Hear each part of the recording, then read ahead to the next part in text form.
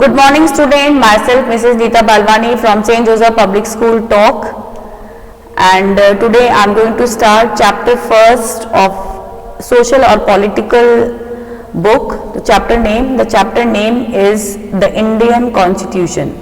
So what is the meaning of Constitution? Constitution का मतलब होता है संविधान, है ना? तो in this chapter basically we are going to study about the Indian Constitution. So students, let's begin the chapter.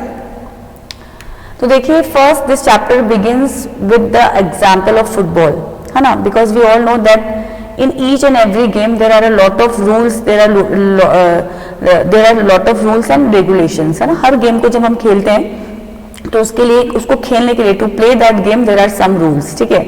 उसको उसके कुछ रूल्स होते हैं जो हमें मानने पड़ते हैं.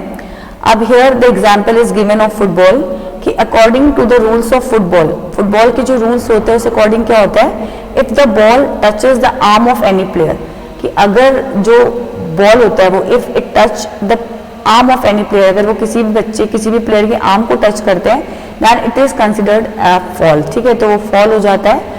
तो same as the rules, same जो रूल्स एंड रेगुलेशन जैसे गेम्स में होते हैं, तो same rules, the same as we live in the society, हम जब सोसाइटी में रहते हैं तो there are some rules and regulations which we have to follow, है ना. कुछ रूल्स एंड रेगुलेशंस होते हैं जो हमें सोसाइटी में रहते हुए उनको फॉलो करना पड़ता है, ठीक है. And these fundamental rules and regulations, this fundamental जो रूल्स होते हैं, it differentiate it from other kinds of society, है ना. ये रूल्स एंड रेगुलेशंस ही होते हैं जो एक सोसाइटी को दूसरी सोसाइटी से क्या करते हैं, डिफरेंट बनाते हैं, अलग बनाते हैं, ठीक है. तो देखिए क्या होता है कि ये जो रूल्स एंड रेगुलेशंस होते हैं ना, who provided this rules and regulations, कौन हमें प्रोवाइड करता है रूल्स एंड रेगुलेशंस. तो बेसिकली जो कॉन्स्टिट्यूशन होता है is about the rules and regulations which we have to follow, हमें फॉलो करना पड़ता है, है ना, ऑफ दैट पर्टिकुलर कंट्री. हर कंट्री का अपना एक डिफरेंट कॉन्स्टिट्यूशन होता है. तो here we got the definition of constitution, the last lines of the paragraph, that a written document, you have to underline, a written document in which we find such rules is called a constitution. तो it's very simple definition कि एक written document होता है, ठीक है. पूरा का पूरा जो constitution होता है वो written होता है, it's in written form, ठीक है. तो written document in which we find such rules, ठीक है. तो ऐसा documents जिसमें हमें ऐसे रूल्स एंड रेगुलेशंस के बारे में पता चलता है जिसको वी हैव टू फॉलो, जिसको हमें फॉलो करना पड़ता है, तो इज कॉल्ड अ कॉन्स्टिट्यूशन. तो you also have to underline this definition constitution. Now we have looked at the Indian constitution in class 6 and 7th, कि हमने in class 6 and in class 7 we have read about the Indian constitution, हमने Indian constitution के बारे में पढ़ा था. तो now in this chapter we are going to learn, we are going to understand that what is the key features of the Indian Constitution. सबसे पहले कि जो Indian Constitution है ना, we will talk about our Constitution, about Indian Constitution, कि हमारे Constitution के अंदर कौन कौन से key factors हैं, कौन कौन से key features हैं जिससे कि हमारा जो Constitution है वो अलग other countries के Constitution से अलग है, ठीक है. एंड उसके साथ साथ along with this question we will try to understand that why we need a Constitution, कि हमें इस Constitution की क्यों ज़रूरत है, means why we need this constitution, मतलब क्यों हमें इसकी ज़रूरत है, वो क्या करता है ये कॉन्स्टिट्यूशन. इसके अलावा how the constitution got written, कि कॉन्स्टिट्यूशन जो है वो किसने लिखा है, कैसे लिखा है. तो we will try to understand, we will try to find out these questions in this chapter. तो particularly this chapter is about the Indian constitution. So let's start the chapter.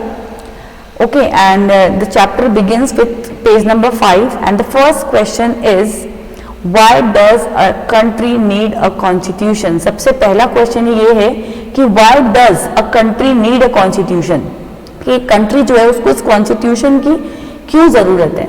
What is the need of this constitution. तो सबसे पहले जो यहाँ दे रखा है हम उसको देख लेते हैं. देखिए in 1934 the Indian National Congress, है ना, it's the name of a party, Indian National Congress made the demand for a constituent assembly. जो हमारे जो इंडियन नेशनल कांग्रेस है उन्होंने डिमांड रखा था कि उन्हें कॉन्टिन्यूएंट असेंबली चाहिए. अब देखिए during this second world war, अब सेकेंड वर्ल्ड वॉर कब हुआ था, सेकेंड वर्ल्ड वॉर जो हुआ था वो हुआ था 1939 से 1945 के बीच में, ठीक है, इट्स 1939 टू 1945। तो ये जो 1939 से 1945 था, ठीक है, this is the time of second world war. इसमें क्या हुआ था, जो कॉन्स्टिट्यूएंट जो असेंबली थी फाइनली ये एग्जिट हुई थी, ये बनी थी, और इसी की जो कॉन्स्टिट्यूएंट असेंबली थी इसने क्या किया था, between December 1946 and November 1949 this assembly जो है drafted a constitution for independent India. तो यही जो असेंबली थी, यही जो कॉन्स्टिट्यूएंट असेंबली थी, and there were a lot of members, बहुत सारे मेंबर्स थे इसके अंदर, ठीक है। तो finally they drafted a constitution, उन्होंने हमारा कॉन्स्टिट्यूशन जो था वो ड्राफ्ट किया था, ठीक है, फॉर इंडिपेंडेंट इंडिया, क्योंकि तब तक जो हमारी जो कंट्री थी वो क्या बन चुकी थी, इंडिपेंडेंट हो चुकी थी। क्योंकि इससे पहले क्या था, there was a rule of British, है ना, ब्रिटिश रूल था, हमारी जो कंट्री थी उसके ऊपर किसका रूल था, ब्रिटिश रूल, ठीक है।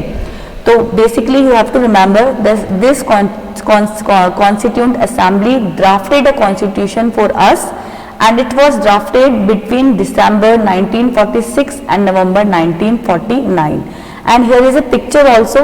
इस पिक्चर में आप देख सकते हैं, actually this picture, this caption is about continent assembly, और इसमें जो हमारे जो प्राइम मिनिस्टर है Jawaharlal Nehru, he is addressing the constituent assembly, ठीक है। ये Pandit Jawaharlal Nehru, he was addressing the whole assembly, ये पूरी की पूरी असेंबली को जो थे एड्रेस कर रहे थे। So let's start the chapter.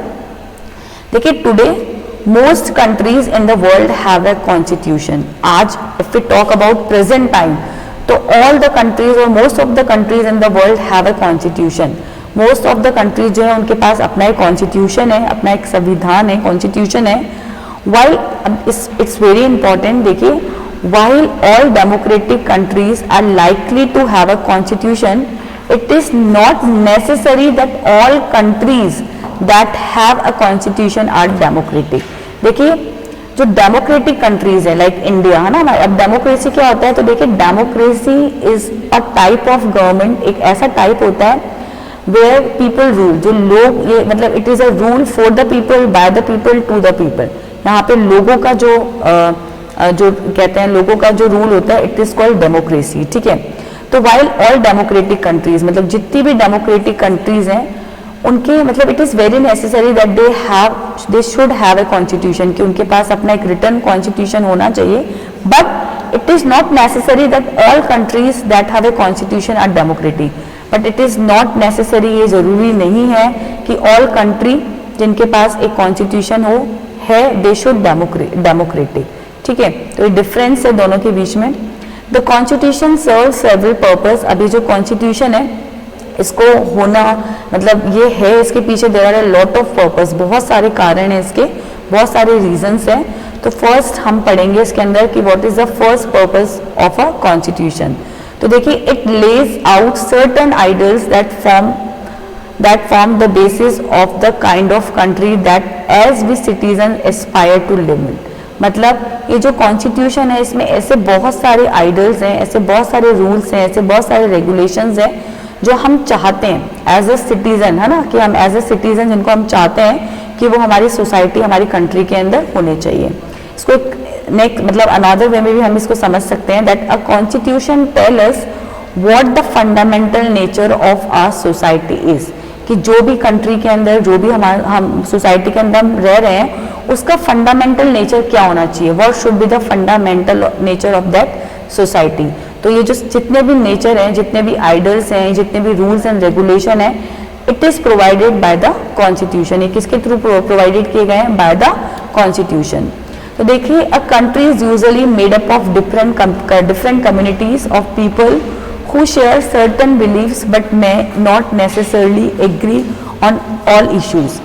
हम सबको पता है कि एक जो कंट्री होती है, फिर टॉक अबाउट आवर कंट्री, अगर हम हमारी कंट्री की बात करें तो there are different types of communities, बहुत सारे कम्युनिटीज़ के लोग हैं, हिंदू, मुस्लिम, सिख, ईसाई, all the communities live together, but it is not necessary कि we all agree on the issues, कि हम सब इश्यूज़ पे एग्री हो।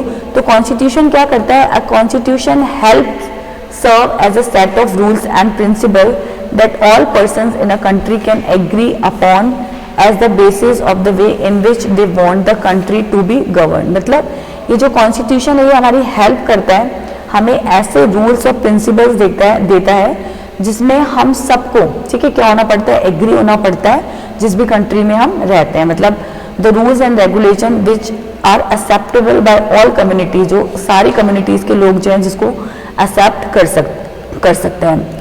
This include not only the type of government but also an agreement on certain idols that they all believe the